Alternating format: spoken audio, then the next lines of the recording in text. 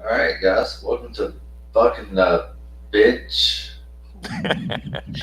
No, I'm already all right. Yeah, Right backseat in the Gino. gutter.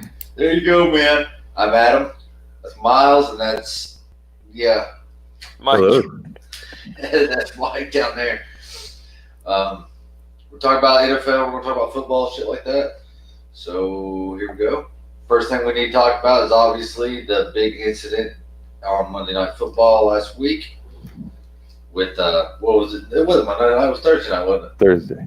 Yeah, Thursday night. Okay. It kicked Seems off like Monday. I know it doesn't it though. Yes. Yeah. So Garrett from the Cleveland Browns was pretty much the end of the game, anyways.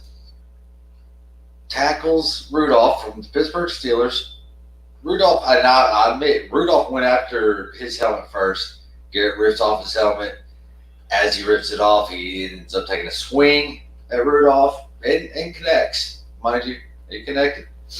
And is now definitely suspended from the NFL.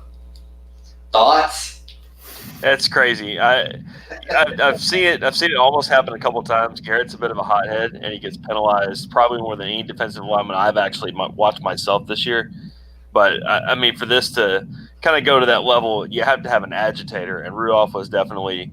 If you look on the ground, he's trying to pull Garrett's helmet off first. It kind of provokes him. Yeah. It's not something I would have done. But dude gets up, and there's two parts of it. First, he pulls off the back of it, and then he gets a lucky swing in. Not that he doesn't have 7-foot-long arms, but it happened to get him off to the side of the head. And then Rudolph's he's back like this, like, what? Can you believe it happens? Like, Right. I can believe it happened. Yeah, Yes. absolutely. Yes. He asked for it. Rudolph was definitely looking for something, and he ended up getting something that I don't think he was ready for at all.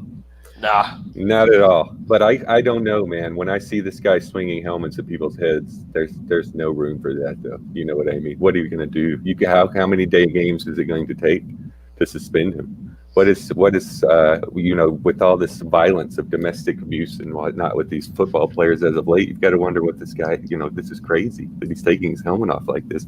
You got to know when to football and when to not football. Someone needs to make this clear.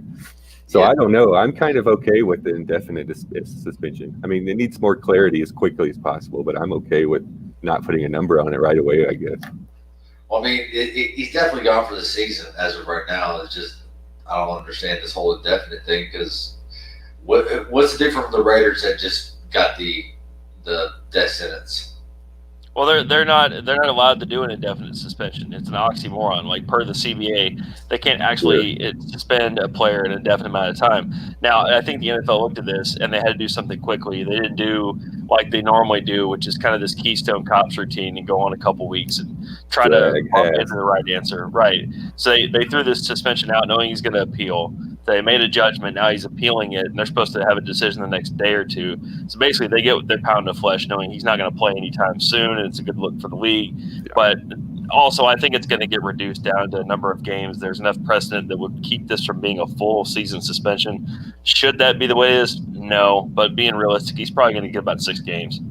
See, the point. Well, I agree with you 100% that it's almost like them not naming a suspension number is going to work out in his favor. Probably, if you know what I mean, because if they would have done it, then it probably would have been too much, and now they can sit and look at it and make it as small as they possibly can. Exactly. I think they learned a lot from Ray Rice. The way that they handled that, where they came out, they said 2 games, and then the second video came out. All that continually steers these types of things, and they still don't get it right, but they get it less wrong. Yes. Less wrong. Exactly. I like that. So, Mike, did you see the apology by Rudolph today? No, I take that back. I did. I saw it. It was very, I will say, gender neutral for an apology. I mean, it was like right in the middle of like, yeah, I regret an action that happened or something to that effect. It didn't mean anything. Yeah. I think he should be penalized too. Yeah, I mean, you think he should be at least fined. Yeah. If that hasn't happened, it definitely should. But, they suspend enough other guys that the fines and those types of things can take a little bit longer. But he was the instigator in this whole thing. I don't care who says what. Oh, I absolutely agree. with that. Miles?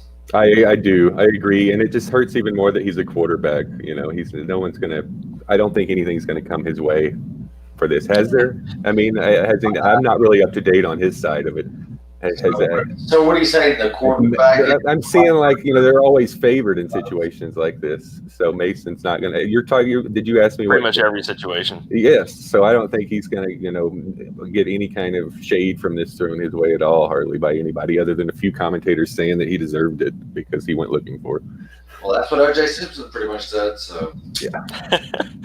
But I doubt OJ and his 2 cents. I almost forgot about OJ. They interviewed O.J. Simpson about this, and that's what he said. He's like, "Well, it's not really his fault. He didn't start it." Oh, okay. So OJ has a Twitter now. OJ gets on there now and starts doing fantasy football advice. Yep. Wow. He's talking about who's to blame in a violent situation, which to me, I just find that ironic.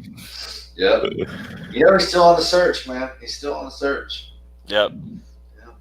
He hasn't found it, but anyways. Solving the world's crimes one at a time. So anybody catch the Baltimore game? Baltimore. I didn't get to watch it. I've only seen highlights of it now. Yeah, I mean, it's pretty much all highlights now every time Baltimore plays. I mean, it seems like the last couple of games they scored 40 points and made the other team look terrible in the process. Dude, Deshaun Watson wasn't even there that day. I don't know what happened. I mean, he was on the field, but he didn't play. I don't know what. Well, I mean, bless his heart, man. He's got no offensive line and no defense to speak of. I mean, he's got nothing surrounding him. He carries the whole team on his shoulders, except for when his receivers checks in and says, "Hey, I want to play today." Other than Hopkins. Hopkins is pretty consistent. That's a good point. There is. What's the receiver's name, man? I gotta look this up because there was a receiver. He's the only Houston player that has been there through like 5 quarterbacks. He leads the team every year, just about in reception yards. Who's been there that long? Yeah, no shit. It'd have to be Hopkins, right? Yeah, that's it. Oh yeah. Hopkins is a consistent player, but all the rest of them, it's like hot and cold. It's bad. You could have said. I mean, they did that trade with the Dolphins where they got Tunsil, and I think they got a receiver. Was it Kenny Stills? I don't know. They got somebody else in that trade, okay. But it hasn't really ever. I mean, everybody they've put together with the Houston offense hasn't seemed to make any difference. And the thing with Watson's a great quarterback. He does need more weapons around him, and I think Hopkins is the type of guy that's always going to draw double coverage, and it's going to shut him down. You have to go other places on the field. Yep. But the problem with Deshaun Watson is that mobile quarterback, having to move around, make stuff up on the fly, he's always going to push to try to do too much. And it's not his fault. I mean, I agree with you completely, Miles. I mean, there's no way that you can put everything on his shoulders and expect it to come out right every time. Yeah. But, I mean, I don't feel like the coaching there, I don't think O'Brien's system really fits what he would be better off doing. And I don't think that they put the right talent around him, and not having a GM is not helping them at all. The whole thing that happened this offseason where now basically it's a rudderless ship. I mean, this is the type of stuff that you get from it. On top of this, they have hardly any draft picks next year because they've traded them all away. Yep. I feel like you could pretty much change Watson and put him over on the Ravens, and they would get a performance similar to what Lamar Jackson is doing right now. I mean, they're plug and play in the different offenses, and you get similar results to whichever, because of the surrounding participants in each one. You've got the Ravens who've got him surrounded, except for their receiving core is a little weak, if anything, if I'm nitpicking. But the rest of it, it's pretty solid. Offensive line, defensive, running backs, all there. I definitely agree. I mean, he's so Lamar Jackson, in my opinion, though, I think he is the MVP of the year. Yes. He's running away with it. It's not even close at this point. I think if Mahomes had missed a couple games, he may be in the running. I think Russell Wilson still might be in it. It could come down to the wire. But Lamar Jackson, the last 3 weeks, has separated himself.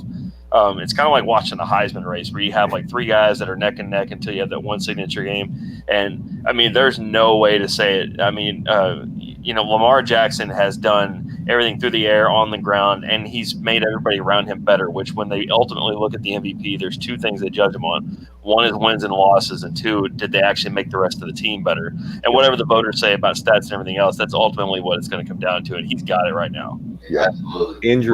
Injury is the only thing that stands in his way. Exactly. And if it, Is very likely. yes, It's just a matter of time with that style. With that style of playing from any quarterback, you can't point out one quarterback that hasn't lasted whatsoever besides Steve McNair.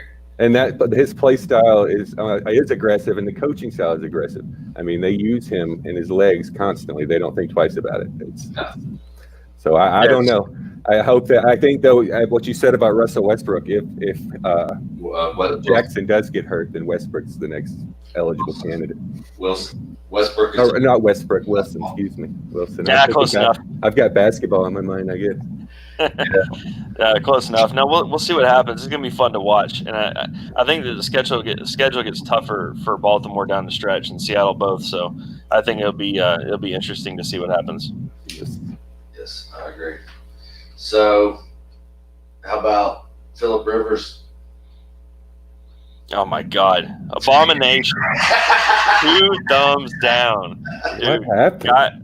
Guy has cost me my fantasy season by himself. So I started out this year. I know hashtag nobody cares about your fantasy team, but I started out this year with two guys in a keeper league. First time I've ever done one. I got Odell Beckham Jr. and Phillip Rivers, and they have just been lead weights on my team. Yes. Phillip Rivers has become a turnover machine. Him and a lot of other quarterbacks the last couple of weeks. But I went back and watched snippets of that game from Monday night.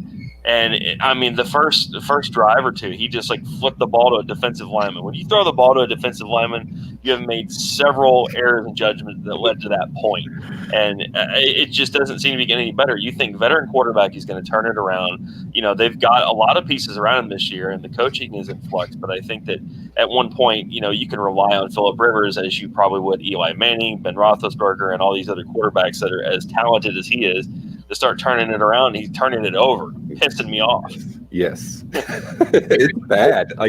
What has happened? Because is it just decision making that's gone to shit? Or I don't understand. It's tip passes. Adam and I talked a little bit off air earlier about his throwing motion. So he's got this almost like it comes off his elbow throwing motion. Bizarre. Yes, he has a low trajectory. Yeah. It's so I was talking about it earlier, dude. Every time I see him throw, I'm like, is he throwing differently? Why have I never noticed that he throws like this? Oh, wait a second. It's always been that way. I notice this every single time, and I had the exact same reaction. Like, what is wrong with the way he's throwing? Yes. The way I was describing it earlier, he does the over motion with the arm, but right at the end, it's like, I don't know what's happening. It's very odd looking, and but it's worked. He's going to be a Hall of Fame quarterback. But now it's not working. So, right. He's hit that apex in his career. Oh, very much so. The thing is what happened is he no longer has Antonio Gates. That hurts. It does. And, he also was dependent on an offensive system that they had to kind of make throwing lanes for him. It's not unsimilar to Drew Brees and what they do there. Sure. But Drew Brees has that lack of size and also, kind of another straightforward throwing motion. But he's able to get it done. And for whatever reason, Rivers is trying to do the same thing, but, they're having – his pocket collapses on him. He's probably the least mobile quarterback of all 32 starting quarterbacks. Yeah. So, if you got A-gap pressure, he's not going to be able to move away from it, and the linemen just get their hands up. So he's got tip balls all over the place.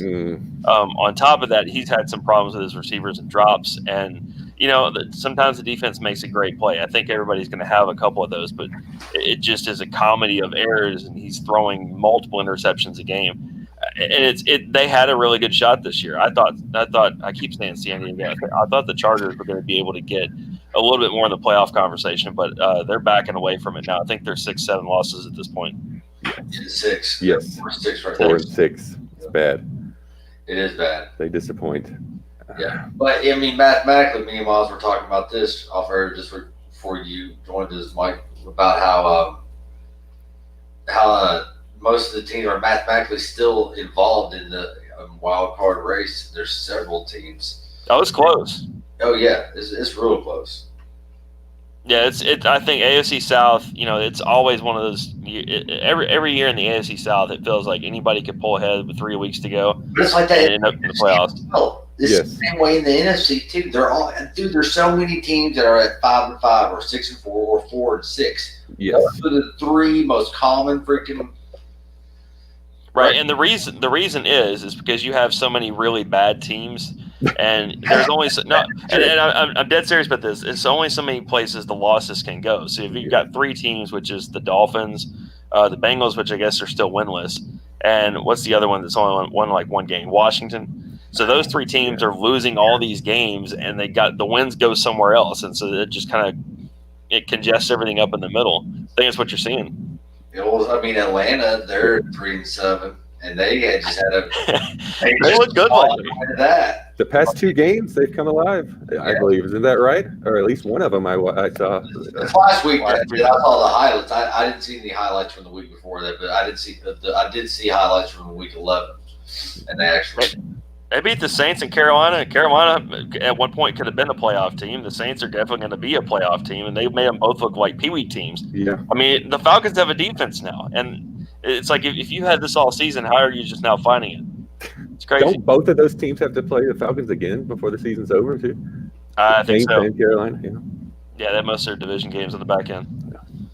Yeah, so in the NFC alone, the Rams, Eagles, and Panthers all have 5 or are all in the hunt Yes. for the playoffs. Right there, the Rams sitting at 6-4, Eagles are 5-5, Panthers 5-5, and then in the AFC, Houston right now has the wild card spot, and you also have the Bills, same.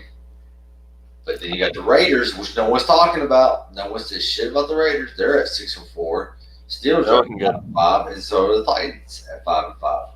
And then you got several teams that have 4 wins, or for some reason are still in the talk. But we all know the Browns are not going. Jacksonville's not going. No. Chargers are not going, and they're still even talking about the Broncos. I don't think I they will. They just can't. They can't. Oh, it's bad. I mean, they've had some really bad beats this year. There's like 3 or 4 games where they've lost in less than 3 points or something like that. But I mean, you shouldn't put yourself in those positions to begin with. You've got to be able to win games in more than that kind of attitude. And in my mind, you can't always just say, "Oh, it was so close." They had it, man. I saw a lot of that game this past Sunday, and I really did not think Minnesota was going to pull it out. And they yeah. don't. Kirk Cousins doesn't. I know. He's not known for pulling it out. He's not known for it, but he's done it a couple of times this year. I've seen it more than one place on the web the last couple of days that they're mentioning Cousins as a possible MVP also-ran candidate. No one thinks he would ever win it, but I mean, the guy's got very few turnovers. They're starting to win games. They're putting it all together, and he's looking good. It's not just in the games that everybody knows that they're going to win those games. They're beating decent teams for a change this year. He's winning games in prime time. They've got a really competitive roster. I mean, you're talking about they've got a couple of running backs that look nice. They have a couple of receivers that can play with anybody. And, they're making Cousins look good, but it's all coming together at the right time. I did not know this because I'm an idiot, but Gary Kubiak is part of that coaching staff. Gary Kubiak is a big part of why he looks so good this year. He's not the offensive coordinator, but he's like assistant head coach and some kind of like slash role where he backs up the offensive coordinator, Stefanik. And I think that has a lot to do with it because everywhere that he's been, I mean, when he was with Flacco a couple of years ago in Baltimore, that was some of Flacco's best years. Yes, I agree. They went to the playoffs how many times with him? They went both years that Kubiak was there. Then he went back to Denver as a head coach and won a Super Bowl. And he only stayed there like a season or 2. But I mean, he's been a really good offensive coach almost everywhere. And he was behind John Elway when he won his 2 Super Bowls. That's how long he's been around. Wow. Yeah, I'm so ignorant when it comes to that side of the ball. I'm ignorant on both sides of the ball. Well, it's amazing how a change like that can make such a difference for a guy like Cousins, who he's been just good enough to not be bad and just bad enough to not be great. His entire career, and this year it's starting to turn around. I think he deserves some success. I don't think, you know what I mean? Out of players like that, some of them I feel like they do deserve some success, and some of them just deserve what they got. I feel like he should. He's not a bad player. He's not a bad guy. Oh no, I not like at all. He's a fighter. He's got a good never say die spirit about him. Sure. And I mean, he gets a bad rap by a lot of things that happen around him, which most quarterbacks do. It's just the nature of the position. Definitely. So, all right. So, out of all the teams that y'all think are, actually fight, have a chance of, kind of pulling it out in the last half of the season to make it into the playoffs, who would you say? Out of the wild card teams, Yeah. I think the Raiders are going to go. You think they're going to go? I'm getting a good feeling that the Raiders are going to go. It seemed like another oh-no year for them when they started out, and the last couple of games they look like the real deal. I think Jacobs, that running back, is strong. I think Carr's having a decent season, and Gruden has proven me wrong. I've never thought Gruden was a good coach. I've never thought John Gruden was a good coach. I thought John Gruden won a Super Bowl by inheriting a good roster and got a lot of accolades on the back of that for years and years, and never ever developed another quarterback that I can think of. But this year, he's making them look really good. I think NFC teams, it's hard. It's almost too tough to call, dude. I'm going Rams. I think the Rams are going to get in. I really do. I think they're. No. Yeah. I take that bet. Yep. I'm going with the Eagles on the NFC for sure. Well, I mean, they're already been pretty good. They're 5-5 right now, but yeah, I think they could definitely find their way into the playoffs for the NFC.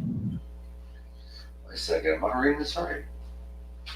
The AFC for me, I think I like the Raiders too, but it wouldn't surprise me to see the Titans may find a way into the playoffs. It really wouldn't. Never mind about NFC as far as the wild card. It's so dumb, man. You got the Vikings in as the 6th seed, and the Seahawks in as the 5th seed. Rams ain't getting in. I apologize, Mike. You are definitely not. Yeah. That's all right. Oh, the Eagles don't have much of a chance either, man. But That's a log jam, son. It is. Dude. I mean, all the good teams are in the NFC this year. It's just the way it came. Yep.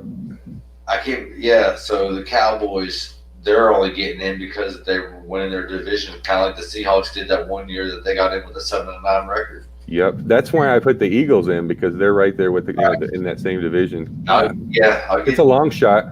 No, it's not. That's definitely not a long shot. Not to get. I'm talking about the actual wild card position. Seeds. But wow. I didn't realize. Yeah, and I would take. I go with you and take the Titans too on the other AFC wild card. Tannehill's making a big difference, and if you really look at the schedule, I mean, I know right now they're in a position to more or less end up 9-7 if they do well, but they've got division games ahead of them, and if they win all those division games and wind up 9-7 with somebody else, that could wind up with them in the playoffs and somebody else out. Yep. So I feel good about them playing. They have to play Indianapolis and Jacksonville and Houston again, right? Mm-hmm. Or they've already played Jacksonville twice? No, they play Jacksonville this Sunday. Yep. Oh, okay. In Nashville. Yeah. That's a game that they should win, but then Foles could surprise everybody too. The games they should win, they usually don't, right? Right. Trap games. I expect Fournette to have a decent game because he's coming off a 23-yard fucking game from last Sunday. They fucking gave him the ball like 8 times. Yeah. It's for 23 yards. For 23 yards. That's all they got. Yeah. They've really underperformed this year. I think a lot of people looked at Jacksonville as a team that could break through this year. They almost made it to the Super Bowl a couple seasons ago, but I don't know what happened. I mean, it seemed like they lost their identity. Their identity is to run the ball and then throw it on third down, and they've tried to not be like that. Even Minshew, when he was in there, it seemed like he was they couldn't figure out who they were. Yes. Well, with Minshew, at least it gave the team a spark. I have not seen a spark all year, except for when he was in the game. And I was talking to Miles before he got on here. Mike, I swear, it seems like they gave up. They gave up when Nick Foles got hurt the first time. That team was like, fuck it, we're done. And with all the bullshit with Jalen Ramsey, the Rams.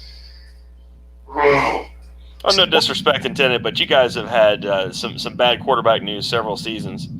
I mean, historically, you guys have, like, the first week of the season, a different starting quarterback than you're supposed to, either for injury or because you cut the guy twice. You cut the starting quarterback twice right before the first game of the season. Dude, they make it really hard to be a fan. They make it really difficult. Yeah, that's why I'm not a fan of them. Yeah, well, Get on board, man. We got plenty of space over here. Going back to the Titans real quick, what's the sentiment around Marcus Mariota in Nashville? Oh, dude, they can't stand him. They're done with him. Rightfully so, because that project has come to an end 2 years ago in my mind. Like, I don't. People here felt the same way, dude.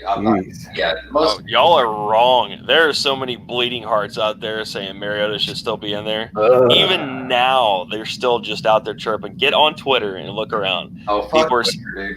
Yeah. I know, but we're talking about the voice of the people here. Yeah. And people are getting on there saying, "Oh, we would have still won those games with Marcus in there." And you wouldn't believe how many people are like in that mindset. They just won't give up. There has to be a point in time where you give up on a player, and his was this year for sure. It needs to be, but I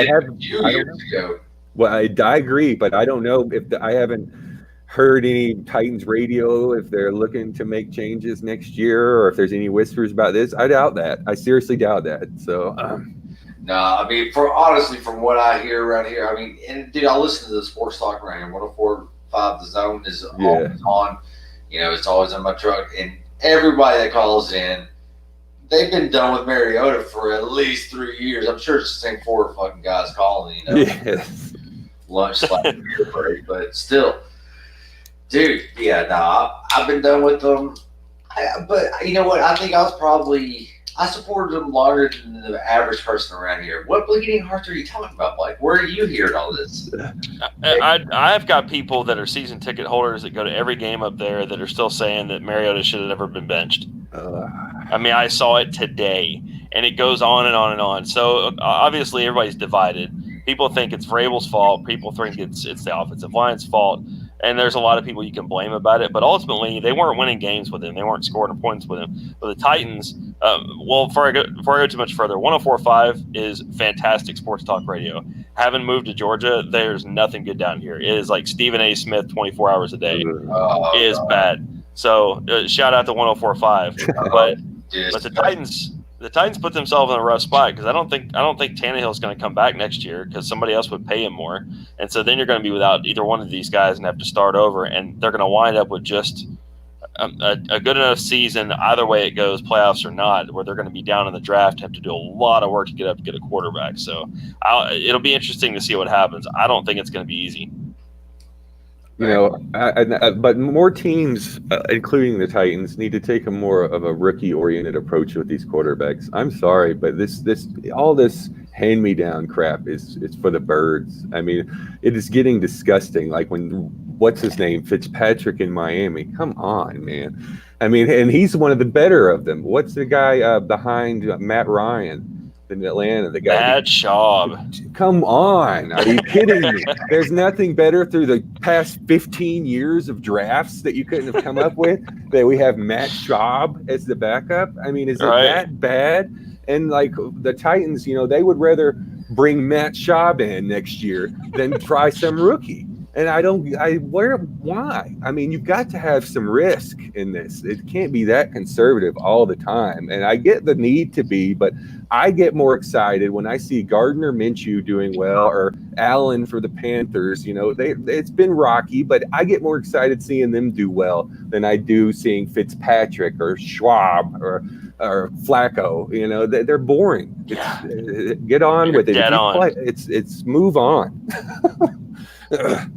Down from soapbox. All I can say about the whole Tennessee Titans thing, as far as quarterbacks go, is Jake Locker. Come on, man. You want me to kick you while you're down? I got a bunch of yours. Let's get out of Jacksonville Jaguars. I got plenty.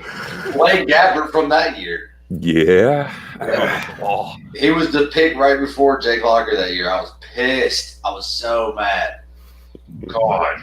That's not even their worst draft pick. Their worst draft pick of all time, since we're just going to pile on you real quick, is the year Russell Wilson was in the draft. He got taken in the third round. 5 picks before Russell Wilson, the Jaguars took a punter in the third round. Well, it's good to have a good punter.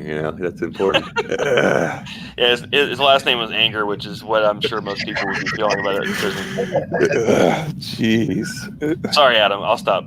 No, please. I didn't. I know we didn't establish a safe word or anything, but. Oh, dude. But yeah. So last year, when the Titans came off of their bye week, Derrick Henry had like a breakout. That's when he had the longest run.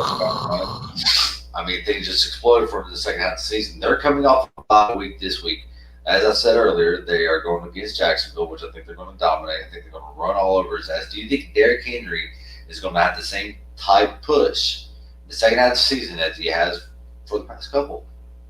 Man, I hope so. I mean, in a just world, they would give him the ball. There's two parts of this. First, they can't be predictable about it and just say, first down, we're going to run Derrick Henry up the middle, because that's what got him in trouble earlier this season. Then they would abandon the run completely, and he would get no carries, and then they would get behind in the game, and everybody would be, scratching their head at the end of it, like, what's going on? But they need to come up with a game plan that keeps him involved and make sure that they continue to run the ball, without just running on first down and being predictable. I think as many games as they can get him at least 20 carries. Hey, Mike, is your camera starting to like tilt? Yeah, it is. I'm having to move around. I'm sorry. My computer's getting hot, and it's kind of giving me this whole cooked egg syndrome. You got plenty. You got 3. You're good. Don't worry about it.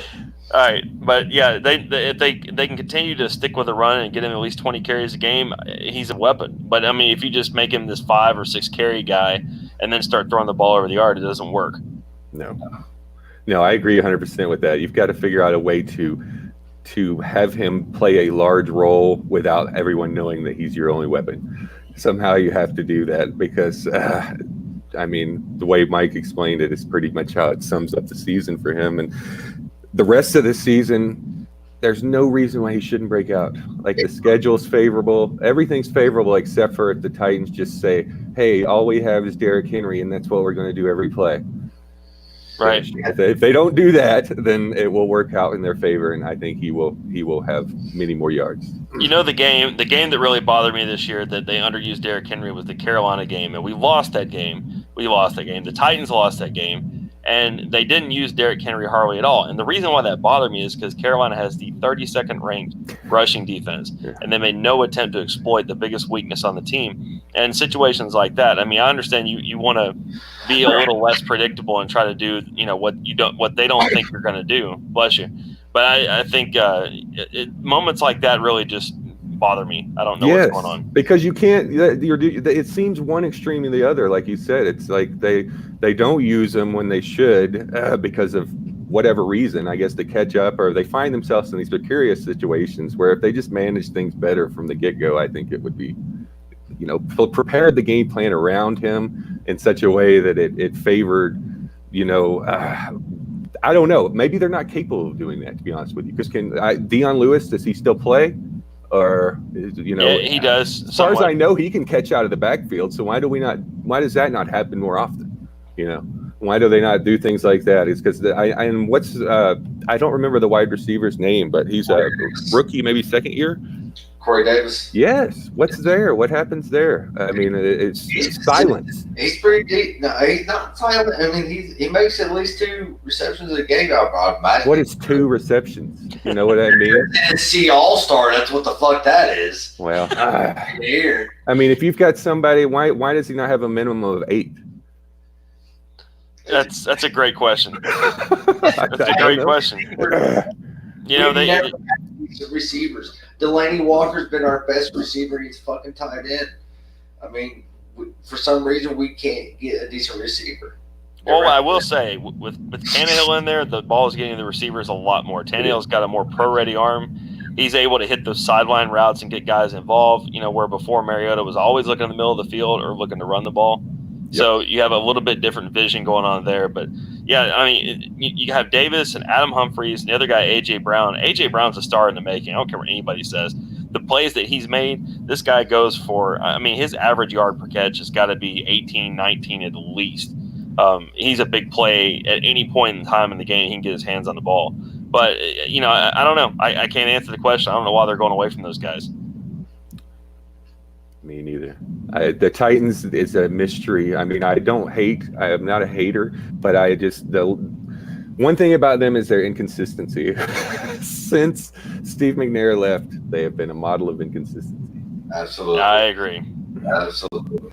I mean, can't the same pretty much be said for most teams? When they have those kind of quarterback situations where they're like, after Peyton Manning left the Colts, when you have these kind of scenarios when you've put so much stock into the quarterback relationship over the years in the team, when they leave, a lot of teams flounder, I think, after that for a while. I mean, I wonder how the Patriots are going to be after this year. Exactly. Oh, they'll be fine, just like they are every year. They will. They probably will. Yeah. But, like one example would be, it may be a positive thing, but when Philip Rivers leaves the Chargers, what's going to happen there? Because they already flounder every year. Is it going to be even worse, or will there be some magical turnaround? Yeah. No, I mean, so many people are calling for him to be benched out there. Well, rightfully so with this kind of behavior. I mean, he looks like Jameis Winston out there. Oh, man. He actually does. A stat that may only interest me this last weekend, they had 4 quarterbacks. They had 4 interceptions each. It's the first time it's happened. Wow. I want to say since like the NFL merger. I read this somewhere online, but 4 separate quarterbacks had 4 interceptions in a game the same weekend. I know Philip Rivers was one. Who else? Rivers, Winston, Kyle Allen. That's a guy from Carolina. Yeah. And I can't think of the 4th one. There was a 4th one. Was it Cincinnati, maybe? That's all I was just fixing to say, too. Maybe. Cincinnati or no, was it Chicago? Yeah, it could have been either one of them. They're all possible. I can't remember what the 4th one was now. Yeah, the possibilities are, quite extensive on that one. Wow. See, that's Jameis Winston. That's a guy that'll be available next year. We can get him for the Titans. I could see that. I could see that playing out, and my heart goes to all Titans fans for that. Get both the top 2 picks in the 15 draft. Yeah, that's hilarious. All right, guys, I think that does it for this week. Well, thank you for having me, man. That was great. I thought it was awesome. Good deal. Well, yeah. Hope I didn't step on anybody's feet. Didn't step on his shit. No, we do enough of that ourselves. Yeah. So I will sign off on here. That doesn't mean y'all have to go away, but everybody else can fuck off. Later. See ya. Well, cool, man. Yep.